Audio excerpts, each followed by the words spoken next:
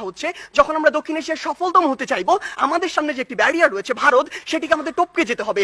কেন আমরা যেতে পারবো না, কোথায় কোথায় সে বাধাগুলো রয়েছে, সেগুলো নিয়ে আজকে আমরা কথা বলবো। তারা আজকে বললেন আমরা আন্তর্জাতিক অনেক স্বীকৃতি পেয়েছি। হ্যাঁ, আমরা অসংখ্য স্বীকৃতি পেয়েছি, কিন্তু আপনি এটি কেন বলছেন না যে ট্রান্সপারেন্সি ইন্টারন্যাশনাল 2021 সালে বলেছে দক্ষিণ এশিয়ার সবচেয়ে দুর্নীতিগ্রস্ত দেশ বাংলাদেশ। তারা বলেছে অন্তত আফগানিস্তানের পিছনে বাংলাদেশ রয়েছে, নেপাল, ভুটান এদের চেয়েও বাংলাদেশ বেশি দুর্নীতিগ্রস্ত দেশ। আপনি কেন এটি বলছেন না? বিগত 15 বছর ধরে আপনার দেশ থেকে যে পরিমাণ অর্থ পাচার হয়েছে তা দিয়ে আপনার দেশে 2 বছরের বাজেট দেওয়া যেত।